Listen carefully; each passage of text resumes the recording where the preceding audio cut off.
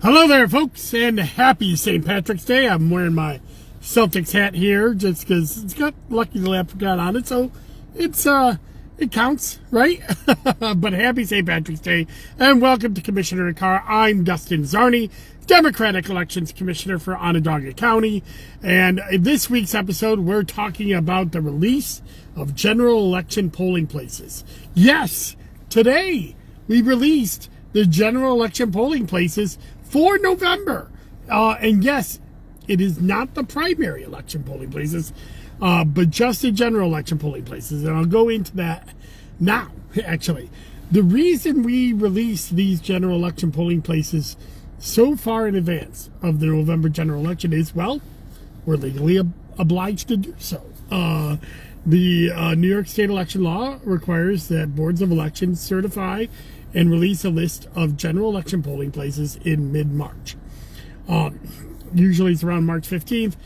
This year, March 15th fell on a Saturday. It ended up being the state political calendar had it as March 17th. So today was the day. And we released our general election polling places on our website, onvote.net, under the polling place tab, under election information. So you can go there and download a PDF list of that. And in a couple weeks, we'll have maps and all kinds of fun stuff for that. But right now, the general election polling place for the November general election is in place. But so why do we have to do it this early? Besides, that's what election law calls for, of course. Well, several reasons why we have to do it this early. For one, our general election polling place kind of feeds into the primary polling place. And yes, that does seem backwards, but right now, at this very moment, we don't know what primaries are happening in central New York, in Onondaga County, throughout all New York State, really. We won't really know that until April 3rd. Now, we have an idea. We believe that the Democrats will be having a primary in the city of Syracuse. We believe that there could be a Republican primary out in the town of Cicero, maybe even in the town of Salina. There's rumors of a Republican primary. So, there's a Democratic primary in in some of the county ledge districts that might bleed out of the city into the counties, especially that OCL 8. But we don't know that. And we won't know that until petitions are actually turned in, and the last day to do that is April 3rd. Now, we still then won't have absolute knowledge of it, because there could be challenges to the petitions that will knock somebody off the ballot, taking a primary off the boards. But we're going to assume that any petitions turned in on April 3rd by law are legal. And so that's a long way to go about why we have to have the general election polling place, because if a major party primary happens in a political subdivision, we will open up all of the general election polling places for the June primary. So determining the general election polling places is the first building block. And then by May 1st, we will have released all of the primary polling places, or the ones that we are going to open for the primary. So on June 28th. So so we had to get this list ready today. The second reason we had to get this list ready is because in late April, early May, we're going to do what's called mail check cards. These are cards that go out to every voter and tell them where their polling place is in November. So if you got to determine it, and it's a big mailer, it's a mailer of about 320,000 people as of this moment. So, that's a big mailer that we're going to have to get ready. So it's a complicated mailer. So we had to finish the polling places and get that out, even if we weren't legally obligated to do so. Structurally, we still have to do so. And then the other big reason is that, we need to lock in these polling places and tell them, because a lot of these places have large rooms that get rented out and stuff like that. And we're, though Onondaga County is finally paying a cleaning fee for polling places that are private polling places, meaning that they're not government buildings. Government buildings are obligated to be polling places, but we have a lot of churches and private institutions that are not necessarily government-owned buildings, and thus we don't pay them. But the church, but we do provide a cleaning fee for every time we use them. So getting that locked in and determining that is very important as of this point. So if you go to onvote.net, you can see the polling places and determine where your polling place is. That being said, what I like to do with this vlog, podcast, whatever you want to call it, is two things: give information and debunk myths. Those are the two things that I like to do with this, and drink soda. So I'm giving you the information. You can find out where the polling places are. But I want to debunk a couple myths, because what many people believe is that we're arbitrarily changing polling places each and every year. And that's just not the case. And this is one of those years that really proves that's not the case. In fact, we only have 4 places where there is a polling place change out of 150 polling places. We actually strive to try to keep a polling place from year to year. There's only a few reasons why we will change a polling place.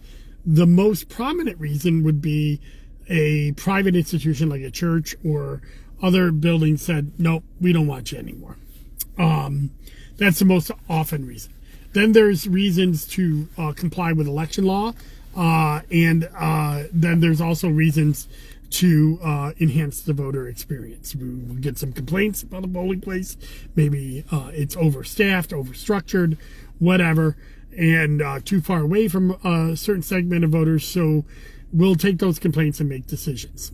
And the 4 changes that happened this year fall along those guidelines. So it's like almost a perfect year to really go into some details about why we made these changes and what the changes were.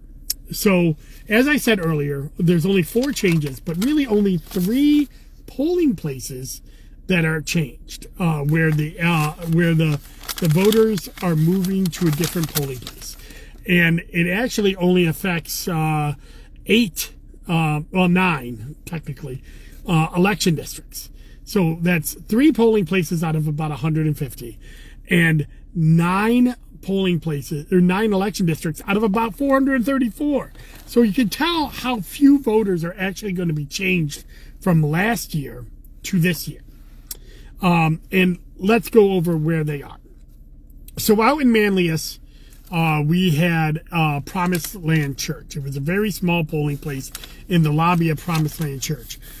This would fall under the 3rd category of enhancing the voter experience. Promised Land was willing to continue as a polling place, but it was a very small polling place in a lobby that didn't have much waiting and area for people to vote. And we couldn't go up into the sanctuary there because there was a big staircase, no ADA availability to go up there. So we decided that we wanted to look for a polling place in that area, and to solve 2 things at once. We also had a polling place in the same general vicinity called Fayetteville Free Library. That's in the village of Fayetteville. And back during COVID, we moved a lot of voters into the Fayetteville Free Library from outside the village of Fayetteville. And the reason is because we were at a polling place called Maple Downs. It was a senior retirement facility. And during COVID, we got out of that. And really, we got out of it, and we didn't want to make any changes, because by the time the polling place was ready for us to be a polling place again, we were in the presidential cycle, and we didn't want to make a change at that time. But once we got done with the presidential cycle, Maple Downs had reached out to us and said that they would want to be a polling place again. So what we were able to do there is we took the 1 ED from Promised Land Church and 2 EDs that we had moved into Fayetteville Free Library during COVID, in 2020 and moved them back to Maple Downs. That includes the ED that Promised Land Church was in, the ED election district that Maple Downs lives in, and then one other ED that was between Maple Downs and Fayetteville Free Library. The EDs are Manlius 4, Manlius 22, and Manlius 28. So if you're in those three EDs, you are no longer voting at either Promised Land Church or Fayetteville Free Library. You'll be voting at Maple Downs, and you'll be getting a card saying so as well in April or May, as we discussed. So that would be that third category of we made this change to enhance the voter experience, to help the seniors in Maple Downs be able to vote, to get out of a polling site that had limited parking and very limited surface area to be in, and also relieve another polling place. The second polling place change that I want to discuss is one that is the most common, and that's where an old building decided that they didn't want to be a polling place anymore. St. Daniel's, which serves Salina 23, 25, and 26, one of our bigger polling places in the town of Salina. The daycare facility called the Gingerbread House, that's where we housed our polling place. They have been, well, I'll be frank, they haven't wanted us to be a polling place for quite some time. But the church, who owned the building that the Gingerbread House was in, wanted to serve the community and have us be a polling place there. There has been a long running argument about that. However, the Gingerbread House bought that building last year, and they agreed to let us stay until the end of the year. But since the Gingerbread House now owned the building and not St. Daniel's Church, the management at the Gingerbread House said that they did not want to be a polling place anymore. They cited, that they were a daycare center and they were worried about concerns about safety. I always have to push back about that. Voting is safe. Having a voting center is safe. People are checked in. We know who's there. We have inspectors that are make sure that people don't just go wandering off. We've had no really any incidents in Onondaga County of a voting center creating a unsafe issue. That being said, it's a private institution. We can't make them be polling places.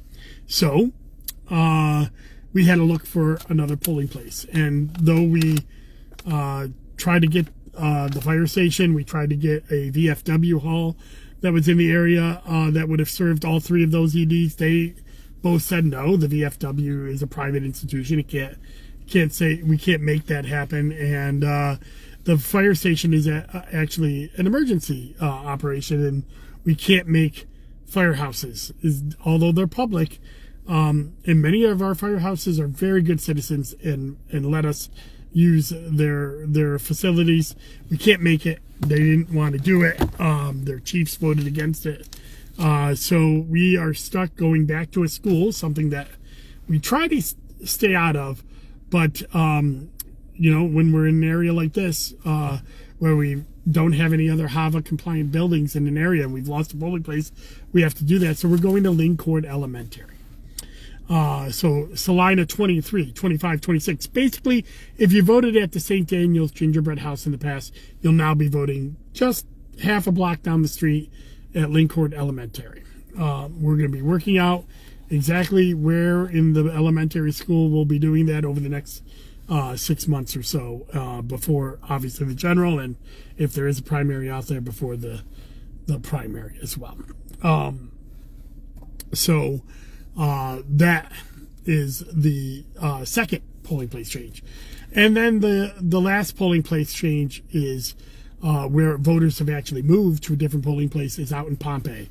Last year, or 2 years ago, we lost Eastern Hills Bible Church out in the town of Manlius, which served part of the town of Pompey and part of the town of Manlius. We moved some of the Manlius UDs to an elementary school, but the ones in Pompey, we couldn't move to that elementary school, so we had to have them all go to Pompey Town Hall. That seemed overcrowded. Though we had no waits and no real issues to the presidents, we had some complaints from the Pompey town offices and others as well about that. So we did an analysis and we found that Pompey 6 in the town of Pompey was actually closer to the Pompey Fire Department, which we already use as a polling place. So we are moving the voters from Pompey 6 from the town hall to the Pompey Fire Department. And again, this alleviates the overcrowding concerns at town hall and makes it a legal thing, because there is a law that says that if you're voting in an election district, you can go to you have to have a polling place in every election district, and if you're having an election district vote outside of its election district, it has to be adjoining or touching the neighboring district where they're voting in. So Pompey 6 was a little bit off, so we moved that over to Pompey Fire Department, which they do adjoin the ED that Pompey Fire Department is in. So that changed. So really only 7 EDs are changing where they're actually changing their polling place. There's one other change that we did to comply with election law and make it easier for us as election administrators, where we combined a couple of EDs. But these election districts are in the 16th Ward, 16-4 and 16-5. We combined those EDs because they're both EDs on the college campus of Syracuse University. And all of the voters there, by law, were already going to a campus polling site on Election Day, Huntington Hall over on Marshall Street. So we combined those EDs because they have less than 2,000 voters in it. They all vote in the same political subdivision, and thus we could combine them. It would create one less ballot style, it would create less confusion, and also would make us totally incompliant with the campus law that wants us to have as many contiguous EDs as possible, and they're all going to an on-campus facility on Election Day. So that's happening, and because we combined 16-4 and 16-5, we basically eliminated there is a 16-6, so we had to rename that, because you're not going to have a 16-5 that just doesn't have anybody in it. So you have a 16-6 is renamed to 16-5, and 16-4 and 5 are combined into 16-4. But all of those voters, 16-6, 16-4, 16-5, 3 more election districts, while there is a change, the voters don't know that, because the voters are going to be going to Huntington Hall in all of those EDs, so there is no change there. But at most, 9 EDs out of 434 are going to have some changes to it for next year, and only 7 of them are going to actually move to a different polling place. One of them to make it in compliance with election law and have the to relieve a polling place. Another one because we wanted to go back into an older polling place that was out from COVID, and then the third one, St. Daniel's, that they didn't want to be a polling place anymore. So those happen. However, there is a little bit of an asterisk here, because Onondaga County falls under the John R. Lewis New York Voting Rights Act, and that is a new law that is taking place this year, where certain counties with poorer populations have special reporting requirements to the New York Attorney General. And it's not because Onondaga County did anything wrong, and there's lots of other counties on this, but it's mainly because the city of Syracuse has, one of the poorest populations in the country. We are automatically in what's called the pre-clearance section, where any change that we make, whether it's the Election Day polling places, early voting polling places, or early voting polling hours, any of those changes that we make have to be run by the New York Attorney General. They get 15 days to respond to our request on those. Now, we put in the request a little while back, but it was the first year, and there were some questions on that, and we had to answer some of the questions. So, in effect, we put in the request today. So we have designated them as polling places.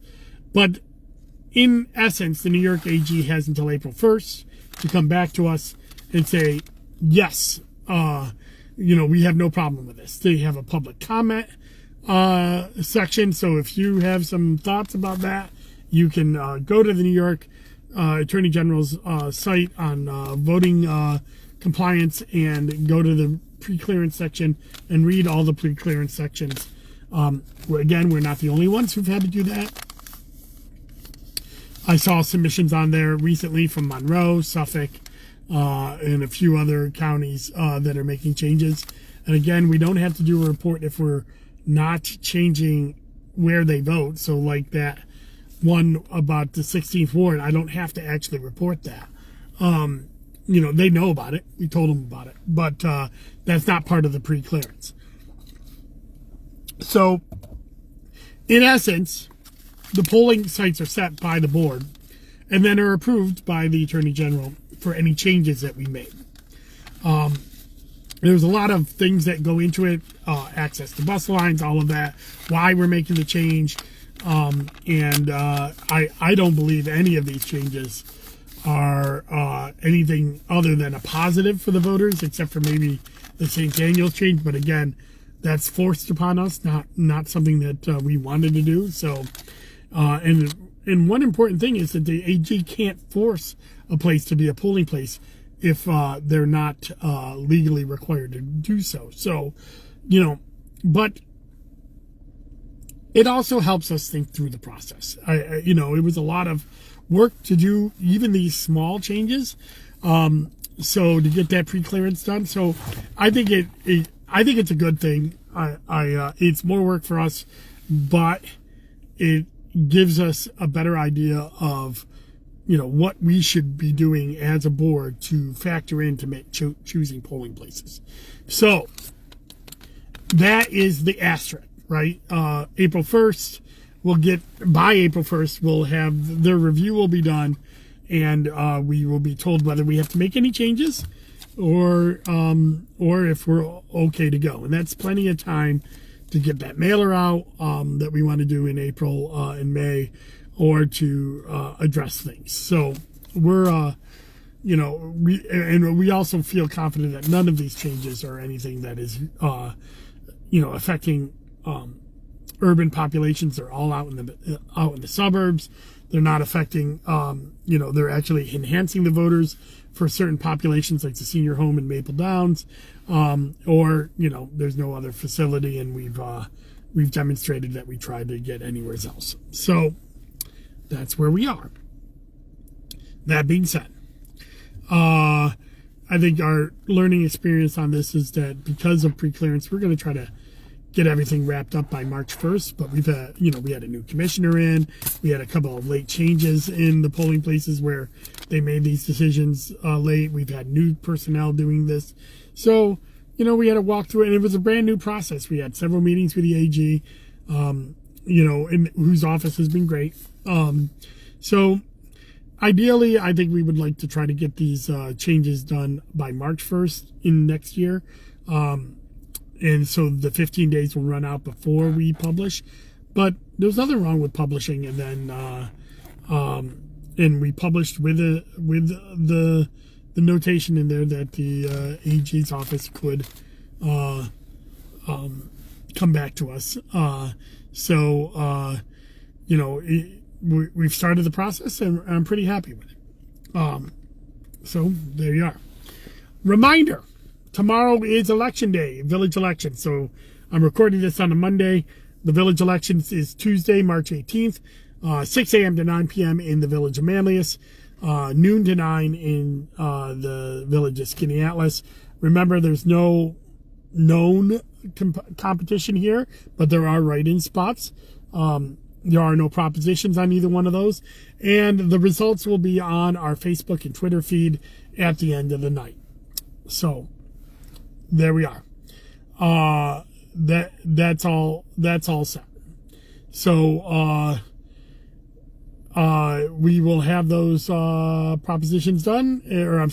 village elections done around 9, and we'll probably have results up shortly after that on our Facebook and Twitter. And then once they're certified, the certified results will go on onvote.net. There's a mayor in both Skinny Atlas and Manlius, and village trustees in Skinny Atlas and Manlius. So that's what's going on. Next week, last weekend last Friday, I released my weekly walk on the towns of Onondaga County. You can find that on the website at dustinsarney.com. This coming week, hopefully this Friday, I will release another weekly walk on the city of Syracuse. My weekly walks are going to be really diving into the political subdivisions that are holding elections this year, or holding competitive elections this year. In the case of some towns and county ledges that I don't expect to have competition, probably not going to spend a lot of time on those between now and November. There may be a few other weekly walks on our annual report and the results of the primary, but for now, most of the weekly walks are going to be diving into a different political subdivision. And if you read the last few, I'm really adding a new facet into these. These aren't just regurgitations of previous ones. I'm getting into age, the age of the voters in these subdivisions.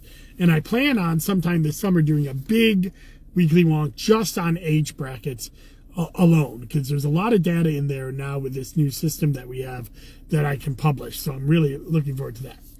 Next week's Commissioner in the Car will be a wrap-up of the village elections, but also we will be talking about, I think that's probably what we're going to be talking about. It's a wrap-up of the village elections, and we'll see where that lies.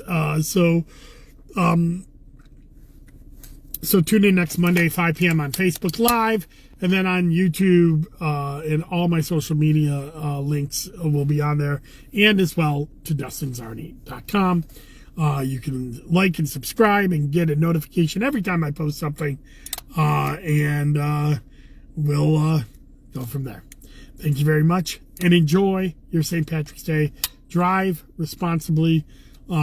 No, I'm not out Ubering tonight. Yeah, I don't do that as much as people think, but I'm definitely not doing it tonight because I'm going to be up at 5 a.m. tomorrow for the village election. So that's what I'll be doing. So enjoy your St. Patty's Day parade or St. Patrick's Day, but drive responsibly. Get a ride home if you're drinking tonight. Thank you very much and enjoy your day. Bye-bye.